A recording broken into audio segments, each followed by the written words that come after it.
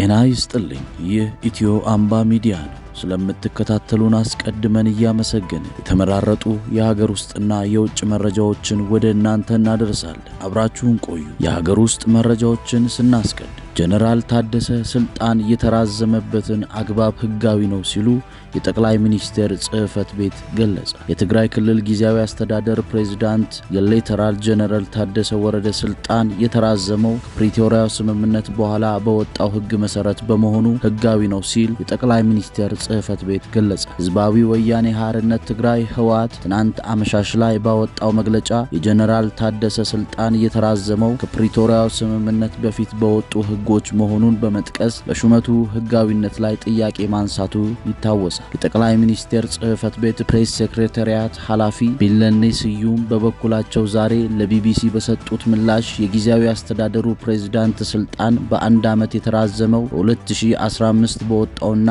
ባለፈው ዓመት በተሾመበት ደንብ መሰረት እንደሆነ በማብራራት የስልጣን ማራዘም ሂደቱ ህጋዊ መሆኑን ገልጸዋል። የጀነራሉ ስልጣን መራዘሙ በተገለጸበት ይፋዊ መግለጫ ላይ የተሻረው ደንብ በስህተት እንደተጠቀሰ ያመኑ ኃላፊዋ ያ ስህተት በእኛ በኩል የተፈጠረ የአጠቃቀም ስህተት ነው፣ ይስተካከላል ካሉ በኋላ በመግለጫው ላይ ደንብ ቁጥር በስህተት ስለተጠቀሰ ግን የሹመቱ ህጋዊነት ጥያቄ ውስጥ ይገባል ማለት አይደለም ሲሉ ለቢቢሲ አብራርተዋል።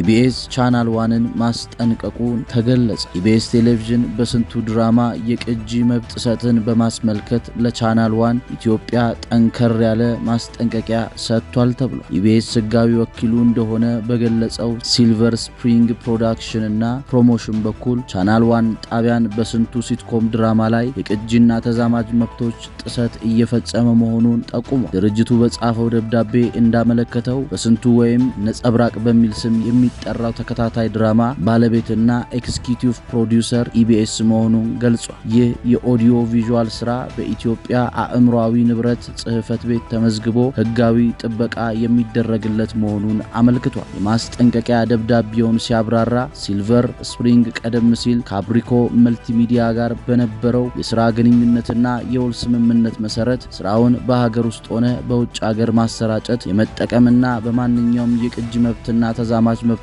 ላይ ብቸኛ ባለመብት መሆኑን ገልጿል። ይሁን እንጂ ቻናል ዋን ኢትዮጵያ ድራማውን በጣቢያው ለማሰራጨት ዝግጅት እያደረገ መሆኑን በተለያዩ መንገዶች ማወቁን የገለጸው ሲልቨር ስፕሪንግ ይህ ድርጊት በህግ ጥበቃ የተሰጠውን መብት የሚጥስና የማይተካ ጉዳት የሚያደርስ መሆኑን አስገንዝቧል። በመሆኑም ቻናል ዋን ከህግ ተቃራኒ ተግባር እንዲቆጠብና አፋጣኝ ማስተካከያ እንዲያደርግ እንዲሁም ማስጠንቀቂያውን ተላልፎ እንቅስቃሴውን የሚቀጥል ከሆነ ተገቢውን የህግ ሂደት በመከተል ክስ እንደሚመሰርትበት አስታውቋል።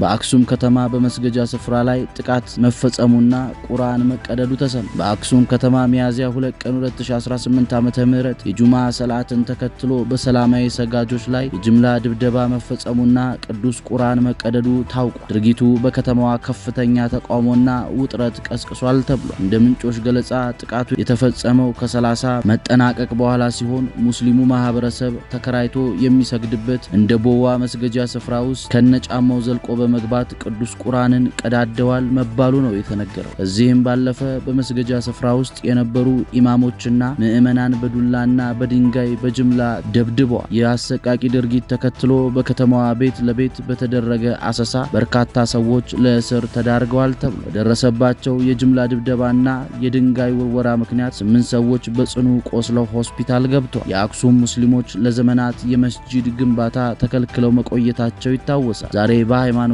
ስፍራቸው ላይ የተፈጸመው የጫማ ይዞ የመግባት የቁርአን መቅደድና የጅምላ ድብደባ ቁጣን ቀስቅሷል። ከሰላት በኋላ የተቀሰቀሰው የተቃውሞ ሰልፍ ይህንኑ ድርጊት የሚያወግዝ ሲሆን ምዕመናኑ በቪዲዮ በታጀበ ተቋማቸው ለደረሰባቸው ጥቃት አፋጣኝ ፍትህና ተጠያቂነት እየጠየቁ ይገኛሉ። በአሁኑ ወቅት በታሪካዊ የአክሱም ከተማ ከፍተኛ ውጥረት እየነገሰ ሲሆን በተፈጸመው ድርጊት ዙሪያ እስካሁን ከከተማው አስተዳደር ሆነ ከክልሉ መንግስት የተሰጠ ይፋዊ ምላሽ የለም። ሃሩን ሚዲያ ዋቢ አድርጎ ዳጉ ጆርናል ዘግቦታል። ወደ ባህር ማዶ ወሬዎች ስንሻገር ደግሞ ካማል ካራዚ በእስራኤልና በአሜሪካ ጥቃት በደረሰባቸው ጉዳት ምክንያት ሕይወታቸው አለፈ። የኢራን የውጭ ግንኙነት ስትራቴጂካዊ ምክር ቤት ኃላፊ ካማል ካራዚ በአሜሪካና በእስራኤል የአየር ጥቃት በደረሰባቸው ከባድ ጉዳት ምክንያት ሕይወታቸው ማለፉ የሀገሪቱ ይፋዊ የዜና ወኪል ኢርና ዘግቧል። በኢርና የውጭ ጉዳይ ፖሊሲ ላይ ከፍተኛ ተጽዕኖ የነበራቸውና የቀድሞ የውጭ ጉዳይ ሚኒስቴር የነበሩት ካማል ካራዚ ሕይወታቸው ያለፈው በጦርነቱ ወቅት በተሰነዘረው የአየር ጥቃት በደረሰባቸው ጉዳት መሆኑ ተረጋግጧል። ኃላፊው በኢራን ከፍተኛ አመራሮች ዘንድ ትልቅ ቦታ የነበራቸው ሲሆን ሕይወታቸው ማለፉ በወቅታዊ የቀጠና ውጥረት ላይ ተጨማሪ ትኩረት እንዲያርፍ አድርጎታል። በተጨማሪም የመካከለኛው ምስራቅ የሰላም ተስፋና ዓለም በትኩረት የሚጠባበቀው የድርድር ዋዜማ በኢስላማባድ በጉጉት እየተጠበቀ ነው። በመካከለኛው ምስራቅ ለሚኖሩ በሚሊዮኖች የሚቆጠሩ ህዝቦችና ለዓለም ኢኮኖሚ መራት መፈጠሩ እያነጋገረ ነው። በኢራን አብዮታዊ ዘብ የጦር አዛዥ አህመድ ቫሂዲ እና በውጭ ጉዳይ ሚኒስቴሩ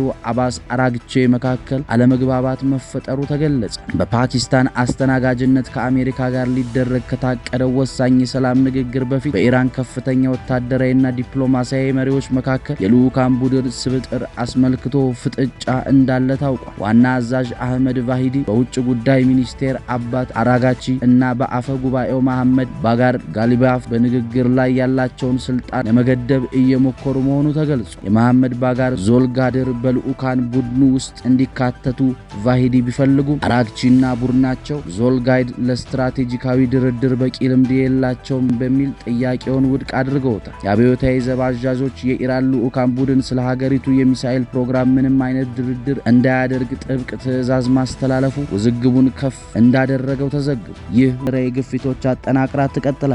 ይሁን እንጂ ከቅርብ ጊዜ ወዲህ የጥቃቶች ስፋትና ጥንካሬ መቀነሱን የተመለከተ ሲሆን በአንዳንድ አካባቢዎች ጊዜያዊ የክዋኔ ማቆም መኖሩን ተዘግቧል። በዋሽንግተን ይካሄዳል ተብሎ የሚጠበቅ ዘለንስኪ በተደጋጋሚ ያቀረቡትን ተመሳሳይ ጥሪ ችላ ብላ ከቆየች በኋላ ነው ፕሬዝዳንት ፑቲን ያወጁት ተኩስ አቁም ከቅዳሜ ጀምሮ እስከ እሁድ የትንሣኤ ምሽት ድረስ መሆኑ ታውቋል። የፑቲን የተኩስ አቁም ውሳኔ ዩክሬን መቀበሏ የተገለጸ ሲሆን የሀገሪቱ ፕሬዝዳንት ዘለንስኪ ተመሳሳይ እርምጃ ለመውሰድ ዝግጁ ነን ብለዋል። የሳምንቱ መጀመሪያ ዘለንስኪ እንደ መጀመሪያ እርምጃ የበዓል የተኩስ አቁም ስምምነት በአሜሪካ በኩል ለሞስኮ እንዲቀርብ መልእክት መላካቸው ተናግረው ነበር። በዚህም ሩሲያና ዩክሬን ለትንሣኤ በዓል ብቻ የተኩስ አቁም ለማድረግ በየፊናቸው መስማማታቸው ታውቋል። የሀገራቱ መሪዎችም ያወጁት ተኩስ አቁም ምንም እንኳን ጊዜያዊ ቢሆንም ፋታ ከሌለው ውጊያ እፎይታ የሚሰጥ መሆኑ ተጠቁሟል። ከኢትዮ አምባ ሰናይ ጊዜን ተመኙ።